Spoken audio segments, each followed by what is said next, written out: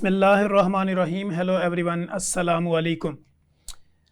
तमाम व्यूअर जो health special programme देख रहे हैं स्पेशल टीवी के ऊपर, उनको मेरा सलाम। जैसा कि आप लोग जानते हैं कि हमने हमेशा करंट इशू को टाइटल करने की कोशिश की है। हमारा बेसिकली पर्पज़ ये होता है कि कोई भी ऐसा जो हम शो करते हैं या हमारा जो प्रोग्राम होता है वो बेसिकली आप लोगों की जितनी भी करंट कंप्लेंट्स होती हैं, जो हमारे क्लिनिकल ट्रायल में रिपोर्ट होते हैं लोग, तो उनकी जो कंप्लेंट आती है, जैसे मौसम चेंज हो रहा होता है, मौसम चेंज होते बेशुमार किस्म की कॉम्प्लिकेशंस आना शुरू हो जाती हैं और लोग जो है हमारे क्लिनिकल ट्रायल में आना शुरू हो जाते हैं, जिसमें उनकी रनी नोज़ होती है या छाती में इन्फेक्शन होता है, सांस लेने में दिक्कत होती है, कफिंग होती है, या इसके अलावा उनका सर चकराता रहता है या बुखार होना शुरू हो जाता है। ये एक नॉर्मल सी चीज़ें होती हैं जो मौसम चेंज होते ही आपकी बॉडी के अंदर इस तरह की कॉम्प्लिकेशंस आना शुरू हो जाती हैं। Being a clinician practitioner as a doctor, मेरे अपने क्लिनिकल ट्रायल में बेशुमार लोग रिपोर्ट होते हैं, मैं खुद इसमें सफ़र करता हूँ। बाज़ दफ़ा हमारा गला ख़राब होता है, खांसी होती है, नज़ला होता है, ज़ुकाम होता है, इरिटेशन होती है, इचिंग होती है। ये सारी चीज़ें मौसम के साथ भी हो सकती हैं, मौसम के बगैर भी हो सकती हैं। जैसे ही आपने देखा कि गर्मी से सर्दी में मौसम आता है या सर्दी से गर्मी आती है, तो इस तरह की पोजीशन जो होती है वो ज़्यादा बढ़ जाती है। उसकी एक रीज़न ये भी हो सकती है कि आपकी इम्यूनिटी जो है वो कंप्रोमाइज़ है या आपकी इम्यूनिटी वीक है या इस तरह के कोई और मसाइल हैं। आज तो हमने जो अपने स्टूडियो में आज जिस शख्सियत को दावत दे रखी है, उनसे हम बात मौसम की तब्दीली के ऊपर आने वाली जो बीमारियां हैं इसके ऊपर बात करेंगे। इसी तरह एक हमारी और स्पेशलिस्ट जो गेस्ट होंगी वो हमारे साथ टेलीफोन लाइन पे मौजूद होंगी, जो हमें ये बताएंगी कि आज के दौर के अंदर जो जिद्दत है टेक्नोलॉजी की, आपने देखा होगा कि आज से अगर 20-30 साल पीछे चले जाएं तो हमारा जो मेडिकल प्रोफेशन था उसके अंदर टेक्नोलॉजी का इतना इस्तेमाल नहीं था। लेकिन चूँकि जैसे जैसे दौर बढ़ता जा रहा है, जिद्दत आती जा रही है, तो यहाँ पे आपने देखा होगा कि अल्ट्रासोनोग्राफी है, रेडियोलॉजी डिपार्टमेंट्स हैं, डिफरेंट ऐसी आपको आलात मिलेंगे आँखों के हवाले से, ऑपरेशन के हवाले से, कि मेडिकल टेक्नोलॉजी जो है उसमें जिद्दत आती जा रही है और जदीद टेक्नोलॉजी का इस्तेमाल जो है वो पूरी दुनिया में किया जा रहा है और हमारे मुल्क में भी किया जा रहा है। इसी तरह एक आर्टिफिशियल जो बेसिकली इंटेलिजेंस होती है, जैसे कि मैं अपने दिमाग में अगर कोई चीज़ सोचता हूँ, उस सोच को अगर वही कंप्यूटर और सॉफ्टवेयर के ज़रिए उसको अगर अप्लाई किया जाए किसी जगह पे या उसको चला के देखा जाए, तो इसको आर्टिफिशियल इंटेलिजेंस कहते हैं। अब आर्टिफिशियल इंटेलिजेंस का रोल जो है वो क्लिनिक्स में, रिसर्च में, स्टडी में क्या होता है, इसके ऊपर बात करने के लिए हमारे साथ जो टेलीफोन लाइन पे मौजूद हैं डॉक्टर नूर किरण, जो एसोसिएट प्रोफेसर हैं अबवा मेडिकल कॉलेज की और इसके अलावा कंसल्टेंट हैं मेल इनफर्टिलिटी, फीमेल इनफर्टिलिटी, मर्दाना बांझपन, जनाना बांझपन, और इसके ऊपर काफ़ी उनकी ग्रिप है। और इसी तरह ऑनलाइन कोर्सेज़ करवाती हैं या डॉक्टर्स को एजुकेट करने की भी कोशिश करती हैं। जो जदीद टेक्नोलॉजी आ रही है दुनिया में उससे हमें आशनास भी करवाती हैं और डिफरेंट यूनिवर्सिटीज़ के अंदर वो अपना नॉलेज डिलीवर करती हैं। तो सबसे पहले जो मेरे पास स्टूडियो में डॉक्टर साहबा मौजूद हैं, मैं डॉक्टर साहबा का तारफ़ आपको करवाऊंगा और उसके बाद हम आगाज़ करेंगे स्टूडियो से कि डॉक्टर साहबा जो है ना मौसम के ऊपर बदलती कैफियत जो है वो उसके ऊपर हमें गाइड करने की कोशिश करेंगे और हम अपने व्यूअर्स का नॉलेज अपडेट करेंगे और उनको एजुकेट करने की कोशिश करेंगे। तो फर्स्ट ऑफ ऑल सबसे पहले मेरे पास चूँकि डॉक्टर फरीहा तारक जो हमारे पास स्टूडियो में मौजूद है, डॉक्टर साहबा मैं आपको वेलकम करता हूँ अपने हेल्थ स्पेशल शो के अंदर। Thank you for having me. Doctor साहब, आपसे मेरा जो सवाल है वो ये है कि जैसे मौसम बदलता है तो बीमारियां क्यों बढ़ जाती हैं? जैसे ही मौसम बदलता है बीमारियां बढ़ने की मल्टी फैक्टोरियल कॉजेज़ है। मल्टी फैक्टोरियल का मतलब है कि बहुत सारे अनासिर हैं जो उसमें शामिल हो सकते हैं। ठीक है। एक तो बदलते मौसम के साथ ठंडी हवा और लोगों की बेहतियाती, उसके अलावा जिन लोगों की इम्यूनिटी लो होती है, जिसमें हमारे पास बच्चे आ जाते हैं, जिसमें हमारे 60 इयर्स प्लस एडल्ट्स आ जाते हैं, वो लोग भी ज़्यादा प्रोन टू डिजीज़ होते हैं। उसके अलावा मुख्तलिफ़ तरह के बैक्टीरिया और वायरसेस, इनके भी इन्फेक्शन हैं जो हवा में मौजूद होते हैं और वो सांस के ज़रिए आपके निज़ाम तनफ़ुस में जाते हैं। इन सब बातों के अलावा at the top of everything इस वक्त जो लाहौर में एक मेन फैक्टर है दैट इज़ स्मॉग, और वो स्मॉग अभी भी एग्जिस्ट कर रही है। और अगर if you see around in your daily life तो इवन आपके घर के पोर्च में भी आपको विजिबल स्मॉग नज़र आ रही होती है जिसको आप हर वक्त इनहेल कर रहे हो। तो वो भी एक मेजर कॉज है इस वक्त जो हमारे पास मौसम सरमा की तब्दीली आई है, उसके साथ बदलती हुई जो बीमारियां हैं और उनमें जो मसाइल हैं, वो एक मेजर कॉज है। डॉक्टर साहब, हमने देखा है कि जैसे अभी इस वक्त सर्दी का मौसम है, इसी तरह जब गर्मी होती है तो गर्मी में भी हमने देखा कि इसी तरह ही लोगों के अंदर बीमारियां आना शुरू हो जाती हैं। लेकिन जिस तरह सर्दी में फ्लू है, कफिंग है, ड्राई कफ है, इस तरह हमने देखा गर्मियों में भी होता है। तो जो इस मौसम में इस वक्त लोगों को ड्राई कफ है या फ्लू है, इसकी बेसिक रीज़न क्या होती है और इसको हम किस तरह टाइटल करते हैं होम रेमेडी के तौर पे? इस वक्त जो ज़्यादातर लोग चेस्ट इन्फेक्शंस का शिकार हैं या जिनको खांसी है, खुश खांसी है या बलगमी खांसी है, ज़्यादातर वो वायरल इन्फेक्शंस आ रहे हैं। और एक डिफरेंट तरह का वायरस है जो अभी लाहौर में भी इस्टेब्लिश हो गया, उसके ऊपर रिसर्च भी हो रही है, उसको कोई नाम नहीं दिया गया, लेकिन वो एक वेरिएंट बताया जा रहा है कि वो एक बहुत ही शदीद किस्म का वायरस है जिसके साथ आपको चेस्ट इन्फेक्शन है, आपको upper respiratory tract infection, even lower भी आ सकते हैं, उसमें आपको ड्राई कफ भी हो सकती है, स्पूटम भी साथ में हो सकता है, इवन जो है वो ब्लड भी देखा गया है खांसी के साथ। तो इस तरह के जो ये मसाइल हैं ये सारे इस इन्फेक्शन के साथ आ रहे हैं। अच्छा डॉक्टर साहब, मेरा अगला सवाल ये है कि जब इस तरह का कोई ब्लड आता है या खांसी के साथ ब्लड आ जाना, नोज से ब्लड आ जाना, तो इसकी फिर हम जब इन्वेस्टिगेशन में जाते हैं तो हम क्या आप एक्सरे भी रिकमेंड करती हैं, ब्लड इन्वेस्टिगेशन? जी, इसमें हम ब्लड इन्वेस्टिगेशंस भी और उसमें प्लेटलेट काउंट, उसमें मुख्तलिफ तरह के टेस्ट हैं जो हम कराते हैं और एक डिटेल्ड एग्जामिनेशन होता है उसमें। तो उसमें ब्लड के मुख्तलिफ तरह के खून के नमूने लिए जाते हैं, उसके अलावा चेस्ट एक्सरेज भी कराए जाते हैं, उसमें हम फिर नमूनिया को भी रूल आउट करते हैं और एक पूरा हमारा एक जो है वो होता है स्क्रीनिंग टेस्ट हैं जो हम परफॉर्म करते हैं। जी नाजरीन, जैसे आपने देखा कि डॉक्टर साहब ने ये बताया कि मौसम चेंज होते ही जो बीमारियां आती हैं उनको हम टेक्निकली होम रेमेडी के तौर पे किस तरह टाइटल कर सकते हैं, लेकिन चूँकि जब ये सीवियरिटी होती है या बीमारी कोई भी ज़्यादा बढ़ जाती है तो डिफ़िकल्टी वो फिर इस तरह की जब आती है आपकी लाइफ में, तो फिर तो नॉर्मल सी ये बात है कि आपने अपने कंसल्टेंट को ही विज़िट करना होता है। जो भी आपका फिजिशियंस हो, फैमिली फिजिशियन हो, जीपी हो या कोई भी स्पेशलिस्ट हो, तो आप उसके पास जाते हैं और प्रॉपर अपनी बीमारी को डायग्नोज करवाते हैं, फिर उसका ट्रीटमेंट लेते हैं। जो बेसिकली कफ शुरू हो जाती है घर में, और हमने देखा पहले बड़े को शुरू हुई, बच्चों में चली गई या बच्चों से बड़ों में आ गई।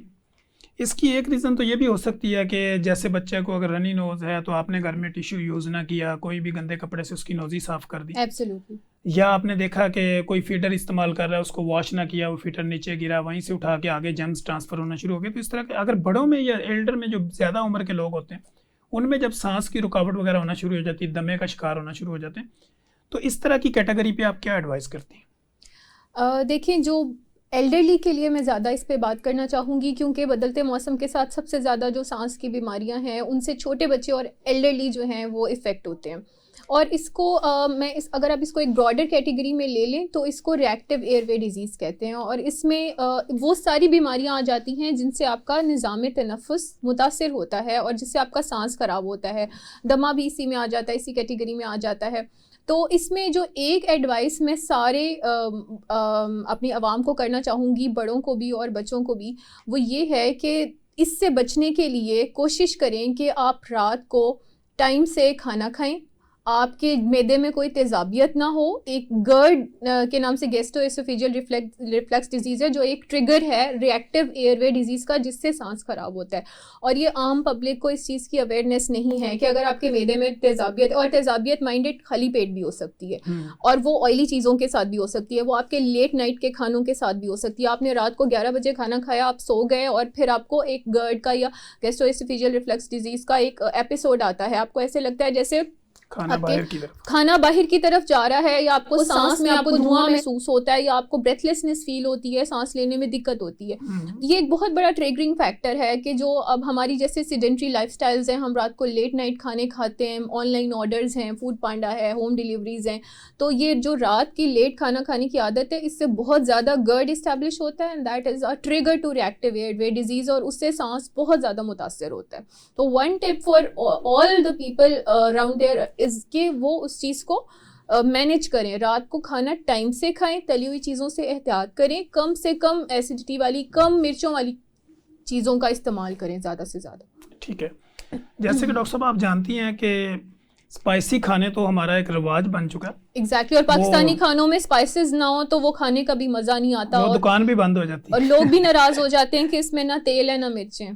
तो बेसिकली आपने जैसे बहुत ज़बरदस्त तरीके से एक्सप्लेन किया कि रात का खाना जो है ना, मैं अपने क्लिनिकल ट्रायल में जब पेशेंट मेरे पास आते हैं तो वो कहते हैं कि डॉक्टर साहब हमने वज़न कम करना है, तो मैं उन्हें कहता हूँ कि सबसे पहले तो मैं फोकस कर रहा हूँ कि आप सीरियस भी हैं वज़न कम करने के लिए या नहीं है।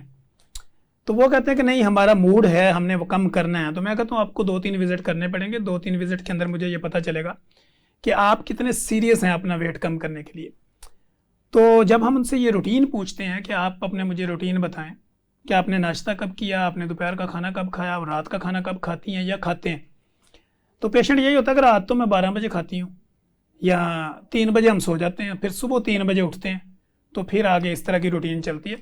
तो आपने जो बात की कि रात का लेट खाना, इसके नुकसान क्या होते हैं, बेसिकली ये है कि जो मैंने अपने क्लिनिकल ट्रायल में देखा है या मैंने अपने एक्सपीरियंस में ये चीज़ें नोट की हैं कि रात का खाना अगर आपने 8-9 बजे खाया तो आपकी नीचे जो गट है उसने खाना वो रात को 1-2 बजे खाया, फिर नीचे यूटिलाइजेशन सिस्टम में जाके वो खाना 3-4 बजे पहुंचा, फिर नीचे जाते जाते वो सुबह 6 बजे पहुंचा और 7 बजे आपने चाय का कप लेके फिर गेयर लगा दिया, तो आपकी बॉडी के किसी आर्गन को कोई रेस्ट नहीं मिली, तो इससे बीमारियां जन्म लेती हैं। जी बिल्कुल। जिस तरह आपने GERD का जिक्र किया कि गैस्ट्रोएसोफेगस रिफ्लेक्स डिजीज़ है, तो सारी बात है जब वो उसमें बर्निंग होती है, जलन होती है, खाना बाहर की तरफ आता है, मिर्चें लगती हैं, तो लोगों को ये फील होता है कि शायद मेरा गला ख़राब है या उसमें कोई इशू आ रहा है। जी बिल्कुल। इसी तरह आपने एल्डर्स की बात की कि उनमें जो स्मोकर्स होते हैं उनकी डिफ़िकल्टीज़ हैं या उनके मामला अलग किस्म के होते हैं कि उनको इस तरह की डिफ़िकल्टीज़ आती हैं, सांस लेने में दिक्कत होती है या इस तरह। मेरा अब सवाल ये है कि वो बच्चे जिनका नोज़ बंद हो जाता है उनको हम किस तरह ट्रीट करते हैं? इसमें मुख्तलिफ एजेस के हिसाब से ट्रीटमेंट्स होते हैं और मैं रेकमेंड ये करती हूँ कि जो आपके मौलिज हैं उनसे मशवरे के बगैर कोई आप घर पे दवाइयाँ इस्तेमाल ना करें। बच्चों की डाइट में हैवी प्रोटीन ऐड किया जा सकता है, बच्चों की डाइट के अंदर अंडा, सूप, यखनियाँ, उन सब चीज़ों से जब बच्चे की इम्यूनिटी स्ट्रॉन्ग होती है तो बच्चा उस चीज़ को कम रिस्पॉन्ड करता है और वो वायरस के साथ लड़ने में जो उसकी सलाहियत होती है वो बेहतर होती है। तो अगर किसी बच्चे का नोज़ ब्लॉक है, कोशिश करें उसे घर में एज होम रेमेडी स्टीम का इस्तेमाल करें, लेकिन बच्चों को बहुत एहतियात से स्टीम दिलवाने की ज़रूरत होती है क्योंकि हमारे पास ऐसे केसेस आए हैं एक्सीडेंटल बर्न्स के जो स्टीम यूज़ करने के दौरान आए। इसलिए वो जो बहुत छोटे बच्चे हैं उनको मैं ये रिकमेंड नहीं करती कि आप स्टीम दें, क्योंकि उसमें एक्सीडेंटल बर्न्स बहुत केस हमारे पास रिपोर्ट होने शुरू गए थे। उसमें एक बहुत ही इंटरेस्टिंग सा ऑप्शन ये है कि अगर जो छोटे बच्चे हैं आपके जिनको आप शॉवर देते हैं 2-3 साल के, जो खुद इंडिपेंडेंट नहीं है, तो जैसे हमारे सबके घर में गीज़र्स लगे हुए होते हैं, तो वॉशरूम में आप गीज़र्स जो शॉवर हैं वो हॉट वाटर शॉवर थोड़ी देर पहले ऑन कर दें जब आपने बच्चे को शॉवर दिलवाना है, ताकि वॉशरूम में एक स्टीम का एलिमेंट आ जाए। उसके बाद आप बच्चे को उस पानी से उसी स्टीम वाले बाथ में नहलाएं, तो उससे बहुत अफाका देखा गया है। This is a nice home remedy for block nose छोटे बच्चों में, इसको कवर करने के लिए। और जैसे मैं पहले बात कर रही थी कि एल्डरली में भी और बच्चों में भी सांस की बीमारियां बहुत ज़्यादा हैं, तो एक बात मैं बहुत ज़्यादा हाईलाइट करना चाहूँगी कि इस वक्त लाहौर में, मैं पहले भी बात कर चुकी हूँ इसके ऊपर, कि स्मॉग बहुत ज़्यादा है। तो जो एक यूजुअल टाइम है ना वॉक का या एक्सरसाइज का, वो हमारे बड़े बूढ़ों ने रखा हुआ है, दोपहर को 3-4 बजे के बाद वॉक करने निकल जाते हैं, एक्सरसाइज करने निकल जाते हैं, और जिनकी रूटीन है वो नहीं छोड़ते। तो उनको मैं ये एडवाइस करना चाहूँगी कि आजकल के वेदर के मुताबिक वो मास्क वेयर करें। प्रेफरेबली वो जो अपनी वॉक है, अगर उसको ख़त्म नहीं करना चाहते तो कोशिश करें कि जो आवर्स दिन में थोड़ी सी धूप निकल आती है, 2-3 बजे के टाइम पे स्लाइट सी धूप देखने में आती है, मौसम कदरे बेहतर होता है, उस टाइम पे करें, मास्क के साथ करें। लेकिन अगर वो इस मौसम में सुबह 6 बजे या 7 बजे वॉक करना चाहते हैं या शाम को मगरिब के बाद वॉक करना चाहते हैं, तो सर्दी is again a trigger for bad सांस, सर्दी is again a trigger for bad nose, and this goes for children as well, क्योंकि आजकल छुट्टियां हैं पूरे पंजाब में बच्चों को स्कूलों की, और उन छुट्टियों में बच्चों का क्या काम है, उन्होंने सिर्फ खेलना है, बाहर जाना है, आउटडोर करना है। तो ये चीज़ें जो हैं ये पेरेंट्स के इस वक्त बहुत एहतियात करने की हैं कि उनको मास्क की आदत डालें, और अगर बच्चों ने या बड़ों ने बाहर जाना है, they want to have an outdoor activity, elders want to have an exercise और whatsoever their schedule is for the physical activity, they must go in those hours जहाँ पे थोड़ा सा सनलाइट भी अवेलेबल हो, उनकी बॉडी में विटामिन डी ऐड हो जाएगा, उनको जो विटामिन डी की डेफिशिएंसी मुसलसल सर्दी की वजह से आ रही है वो इम्प्रूव हो जाएगी, उनके जिस्म में दर्द बेहतर हो जाएगा, प्लस उनके सांस के मसाइल बहुत हद तक बेहतर हो जाएंगे। अच्छा डॉक्टर साहब, जैसे आपने ये धूप का जिक्र किया, तो जब आप बात कर रही थी कि जो 2-3 बजे एक्सरसाइज पे निकल जाते हैं, तो मुझे उस पर मेरा जो है ना वो स्माइली फेस हो रहा था, वो इस वजह से क्योंकि हमने देखा है कि बेशुमार ऐसे हमारे कोलीग्स हैं, मैं खुद भी उनमें शामिल हूँ, कि जब 2-3 बजे हम OPD से फ्री होते हैं तो हमारी कोशिश होती है गाड़ी लगाएं तो किसी जगह एक्सरसाइज कर लें। तो आपने बड़ा अच्छे तरीके से बताया कि आपको मास्क जो है ना वेयर करना चाहिए और अपने आप को प्रॉपर जो है वो अपने कवर करें। ताकि जो भी आने वाली कॉम्प्लिकेशंस आपकी बॉडी के ऊपर आप उससे अपने आप को बचा सकें। एग्जैक्टली। इसी तरह जैसे आपने जिक्र किया कि सनलाइट लें तो विटामिन डी डेफिशिएंसी और कैल्शियम जो है वो उसकी भी आपकी नीड पूरी हो जाती। तो मेरा इसी से रेलिवेंट ये सवाल है कि जब आपको रनी नोज़ हो या आपकी चेस्ट में इन्फेक्शन हो या कफिंग हो या आपका कोई थ्रोट इन्फेक्शन है, फ्रेंजाइटिस है या टॉन्सिलाइटिस है, ऐसी किसी भी बीमारी के अंदर विटामिन डी और कैल्शियम का कितना रोल होता है? विटामिन डी और कैल्शियम इस बीमारी को फाइट करने में बहुत हेल्प करते हैं, आपकी बॉडी की जनरलाइज इम्यूनिटी को बेहतर करने में। इम्यूनिटी जो है वो आपकी जिस्म का एक मुदाफ़ती निज़ाम है जो आपको बीमारियों से बचाता है। और अगर एक्सटर्नली वायरसेस आपको अटैक कर रहे हैं तो अगर आपकी इम्यूनिटी स्ट्रॉन्ग तो आपकी बॉडी कहेगी ठहर जाओ, वायरस को नहीं आने देगी आपकी बॉडी के अंदर।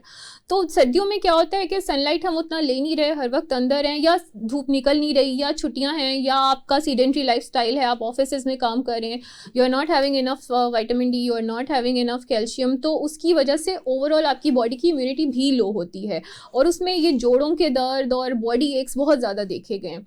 तो so all you need to do is add calcium to your diet और उसके साथ साथ आप क्या कर दें, विटामिन डी का एडिशन इसी तरह से बड़ा अच्छा सा कि 2 से 3 बजे जब अच्छी सी धूप निकली हुई हो, मौसम बहुत ज़्यादा ख़राब ना हो, मास्क लगाएं and then you can have a nice walk. अच्छा, आज के दौर में चूँकि सर्दी का मौसम है तो हम चूँकि मौसम के ऊपर बात कर रहे हैं तो आपने देखा होगा कि लोगों ने घरों में पिन्नियाँ, इसके अलावा पंजीरियाँ या वो बखड़े और ये चास्कू और पता नहीं क्या क्या लोगों ने वो होम रेमेडी बनाई होती हैं। एब्सोल्युटली। जिसमें आपने देखा कि वो बादाम, पिस्ते, अखरोट इस तरह की चीज़ें डालते हैं, फिर उसमें और देसी घी वगैरह डाल के भी वो चीज़ें बनाते हैं। तो ये चीज़ें कितनी हेल्पफुल होती हैं आपकी इस तरह की कंडीशन में जब आपकी इम्यूनिटी वीक हो, जब आपको बीमारियां ज़्यादा अटैक कर रही हैं? देखिए, जो बेसिकली इन फूड्स के बिहाइंड जो सुपर फूड हैं जो इनमें एडेड हैं वो अपना रोल प्ले करते हैं, be it pinni, be it panjiri और बी इट एनीथिंग एल्स। अगर आप उसमें नट्स डाल रहे हैं, आप उसमें आलमंड्स हैं, उसमें आप 4 मगज़ डाल रहे हैं, उसको आप पाउडर फॉर्म में या सेमी ग्राउंड सा बना के आप वो एक एनर्जी बार्स बन रहे हैं या एनर्जी लड्डूज़ बन रहे हैं, वो मार्केट में भी अवेलेबल है, होममेड भी। तो उसमें जो इंग्रेडिएंट है उसकी वैल्यू है, की वैल्यू उसी इंग्रेडिएंट की है। और सुपर फूड्स जो हैं वो आपकी बॉडी की इम्यूनिटी को हमेशा बूस्ट करते हैं, they are the best super foods. अच्छा डॉक्टर साहब, इसकी कोई क्वांटिटी भी होती है? मैं हमेशा अपने क्लिनिक पे लोग आते हैं तो वो कहते हैं कि डॉक्टर साहब मैंने जो है ना ड्राई फ्रूट कितना खाना है, तो हम उसको ये बताते हैं कि आपने एक मुट्ठ जो है ना ड्राई फ्रूट जी। तो वो जब उनको हम कहते हैं कि एक मुट्ठ जो आपने लेनी, तो वो कहते हैं इतनी बड़ी हो या इतनी। तो मैं उसको ये समझाने के लिए कहता हूँ कि भाई मुट्ठ का मतलब होता है कि आपने इतने 10-12 दाने उसमें आ जाए। तो आप ये समझती हैं कि जैसे आज के दौर में हमने बात ये इसके ऊपर की सुपर फूड के ऊपर, आप चूँकि कैल्शियम और विटामिन डी के ऊपर बात हो रही थी, तो सर्दी का मौसम है, सर्दी के मौसम में आपको पता है किन्नू, मौसमी इसका इस्तेमाल बहुत होता है। और हमारे यहाँ जो यहाँ पे रूटीन होती है, एक वक्त में मेरा ख्याल एक बंदा 2-3 किलो किन्नू खा जाता है आम रूटीन में। अगर हम जैसे थोड़े से लोग जो ज़्यादा कॉन्शियस होते हैं, पढ़े लिखे होते हैं, तो वो कोशिश करते हैं कि 1 से 2 लें, चूँकि बॉडी को उसके मुताबिक चलाएं। लेकिन चूँकि जो हमारे डिफरेंट एरियाज़ में हमने देखा है, कई जगह पे हम जाते हैं, पूरा ऑल ओवर द वर्ल्ड घूमते हैं, तो लोग कम से कम 8-10 किन्नू तो एक वक्त में खा जाते हैं धूप में बैठ के। तो आप क्या सजेस्ट करती हैं कि ये जो किन्नू होता है, जो कि इससे डायरेक्ट आपको कैल्शियम मिल रहा है, विटामिन सी आ गया इसके अंदर, तो धूप से आपको विटामिन डी मिल रहा है, तो इसकी क्वांटिटी और क्वालिटी क्या होनी चाहिए? Well, excess of everything is dangerous. और क्वांटिटी की अगर हम बात करें तो एक एडल्ट जो है वो एक अच्छे साइज़ का बिग ग्रोन जो फ्रूट है वो यूटिलाइज कर सकता है एट टाइम्स, और अगर बहुत ज़्यादा दिल करे तो हाफ और ले सकता है। लेकिन अगर आप कहें कि एक टाइम पे बैठ के आपने 8 से 10 किन्नू खाने हैं तो that is not worth it. वो आपको शायद नुकसान ज़्यादा पहुँचाएगा, क्योंकि अगेन जब आप फ्रूट खा रहे होते हो तो आपकी बॉडी में ग्लूकोज जो है वो साथ साथ बढ़ रहा होता है, फर्स्ट ऑफ ऑल फ्रुक्टोज भी बढ़ रहा होता है। और दूसरी बात जो मैं आपको बहुत ज़रूरी बताना चाहूँगी, वो लोगों को नहीं पता कि फ्रूट जूसेस जो हैं, लोग प्रेफर करते हैं बाहर जा रहे हैं जूस पी आते हैं, किन्नू का जूस है, माल्टे का जूस, मौसमी का इस वक्त मार्केट में फ्रीली अवेलेबल है और लो प्राइसेस पे है, तो वो उनको लगता है कि ये एक अच्छा ऑप्शन है। लेकिन एज अ डॉक्टर मैं ये सजेस्ट करना चाहूँगी, जैसे आपने क्वालिटी की बात की, तो क्वालिटी की बात करें तो fruit, having a whole fruit instead of having juice is far better than that fruit thing is far better. और उसमें क्या होता है, फ्रूट का पल्प है, पल्प के साथ आपकी बॉडी में फाइबर भी जा रहा है, और आपकी जब बॉडी फाइबर जाता है तो आपके बाउल हैबिट्स जो हैं वो नॉर्मल रहते हैं, कॉन्स्टिपेशन नहीं होती, बहुत सारे और मसले जो हैं वो हल हो जाते हैं।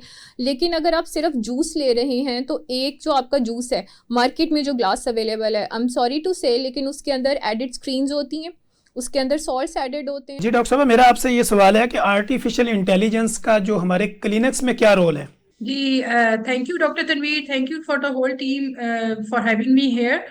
Sir, artificial intelligence as per se एक नॉर्मल बंदे को अगर मैं समझाना चाहूँ कि है क्या, बेसिकली हम कंप्यूटर से इंसानी जहानत का काम ले रहे हैं। जी तो जी जब हम इंसानी जहानत का काम लेते हैं तो हम कंप्यूटर से वही चीजें सारी एक्सपेक्ट कर रहे हैं कि वो एक इंसान की तरह सोचे, इंसान की तरह डिसीजन बनाए, इंसान की तरह डायग्नोसिस करे, डिजीज की तशखीस करे और मरीजों को इलाज मुआवजा करे। अब इसमें इतनी इनोवेशंस हो गई हैं, इतनी अपग्रेड हो गया है। पिछला पूरा साल हम लोग सुनते आए हैं आर्टिफिशियल इंटेलिजेंस ये है वो है, मुख्तलिफ एप्लीकेशंस आ चुकी हैं जो कि एक नॉर्मल पब्लिक सबको सबको आसानी हो गई है इस्तेमाल करने में। तो इसका जो हेल्थ केयर में जो सेगमेंट आता है, सबसे ज्यादा इंपॉर्टेंट हेल्थ केयर में जो सेगमेंट आता है वो ये आता है कि किस तरह कंप्यूटर से हम हेल्प लें कि उसका पेशेंट का जो डेटा है उसको फीड इन करके उसी की बीमारी के बारे में हम डायग्नोज करें और तशखीस करें। जी फॉर जी एग्जाम्पल, अब उन्होंने रिसेंटली अमेरिका में एक डॉक्टर्स लैब भी बना ली है जिसमें एक पेशेंट की मेंबरशिप फी भी रखी है, जिसमें एक पेशेंट अपना सारा डाटा उधर डालेगा, उधर प्रेजेंट करेगा और वो उसको अपने डाटा एनालिसिस करके सारा कुछ कंप्यूटराइज्ड सारा इंफॉर्मेशन निकाल के वो कह देगा अच्छा जी आप में ये चीजों की प्रॉब्लम है, आप में हार्ट डिजीज होने का इतना रिस्क है, आप में शुगर की इतना रिस्क है, आप में बाकी बीमारियां होने का इतना रिस्क है। जी तो जी ये इतना एक इम्पोर्टेंट कंपोनेंट है, बल्कि हम में से काफी लोग स्मार्ट वॉचेस पहनते हैं। जी जी अब स्मार्ट वॉचेस में ऑलरेडी हम लोग अवेयर हैं कि हार्ट रेट कैलकुलेट हो रहा है, इवन ब्लड प्रेशर कैलकुलेट हो रहा है, और ये इतनी आसान कर दी है साइंस ने इंसान के लिए कि वो अपनी सेहत के ऊपर खुद इस पे नजर रख सकता है घर बैठे बैठे भी। जी जी तो ये एक बहुत इंपॉर्टेंट एक कंपोनेंट है और इसमें बहुत ज्यादा काम हो रहा है। हमारे अपनी कंट्री में बहुत काम हो रहा है, हमारे ब्रिलियंट डॉक्टर्स हैं जो इस पे कुछ बहुत अच्छे लेवल पे काम कर रहे हैं, रोबोटिक सर्जरीज कर रहे हैं और उसका इस्तेमाल कर रहे हैं। वो पाकिस्तान में बैठ के इंटरनेशनल लेवल पे सर्जरी कर रहे हैं और उसमें इस तरह उनकी स्किल का फायदा उठाया जा रहा है। तो अच्छा ये डॉक्टर भी एक नूर, आर्टिफिशियल मैं इंटेलिजेंस ये का ऐड पार्ट करना है। चाह रहा हूँ, जैसे कि मेरे नॉलेज में ये है कि 1932 में पहली दफ़ा ये कॉन्सेप्ट आया था आर्टिफिशियल इंटेलिजेंस का। तो उन्होंने ये सोचा था कि आगे आगे ये थ्योरी आ सकती है।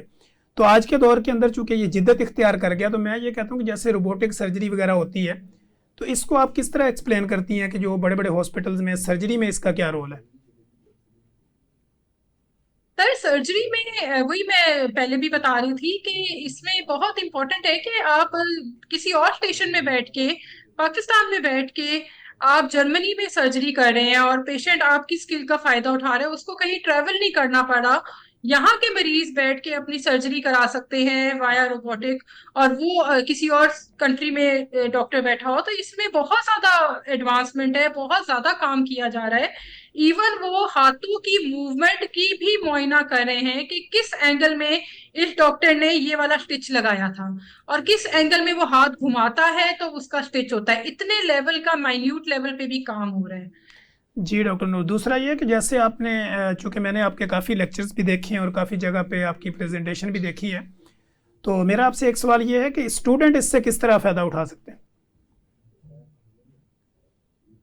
Doctor Tanveer, this is a very good question. Actually मैं स्टूडेंट के बारे में ये कहना चाहूंगी कि हमारा आज के दौर का स्टूडेंट हमसे ज्यादा एडवांस है टेक्नोलॉजी यूज करने में, जी जी और स्टूडेंट के लिए ये इस तरह हेल्प करता है कि एजुकेशन में इसका एक आर्टिफिशियल इंटेलिजेंस की अलग बुनियाद है। अब जो डिफरेंट एप्लीकेशंस आ गई हैं जिसमें स्टूडेंट वहां पे अपनी कोई प्रॉब्लम है, कोई मुश्किल है, कोई असाइनमेंट में मुश्किल है, वो उसमें से पूछ सकता है, उससे आइडिया ले सकता है। उसका एक तरह का सेल्फ पर्सनल ट्यूटर सिस्टम उसको एक मिल गया है जो कि एक मोबाइल के उसके ऊपर आ गया है और वो आराम से यूज कर सकता है उसको। हाँ, इसमें अलग एक इंस्टीट्यूशंस को ये चाहिए कि पॉलिसीज बना लें कि total help from any application is not allowed, या इतने लेवल की हम अलाउ करेंगे, बाकी इसमें आपका अपना सारा वर्किंग होनी चाहिए, चीटिंग ना हो, प्लेजरिज्म ना हो। इस तरह की चीजों पे हमें पॉलिसीज बनाने की अब जरूरत है, जो कि हम कोशिश करते हैं कि अपने लोअर मेडिकल कॉलेजेस के लेवल पे, बल्कि हायर एजुकेशन कमीशन के लेवल पे ये पॉलिसीज हमारे पाकिस्तान के लिए सामने आए, और हम उसके इंतजार में हैं। इंशाल्लाह उस पर भी काम हो रहे हैं। अच्छा डॉक्टर नूर, आप ये क्या समझते हैं कि इस वक्त जो हमारे ऑफिशियल हैं, गवर्नमेंट ऑफिशियल्स हैं, या जो इस तरह की पॉलिसी साज हैं, क्या वो एजुकेशन के ऊपर इस तरह का फोकस रखे हुए हैं कि जिसमें आर्टिफिशियल साइंसेस के रोल को बताया जाए?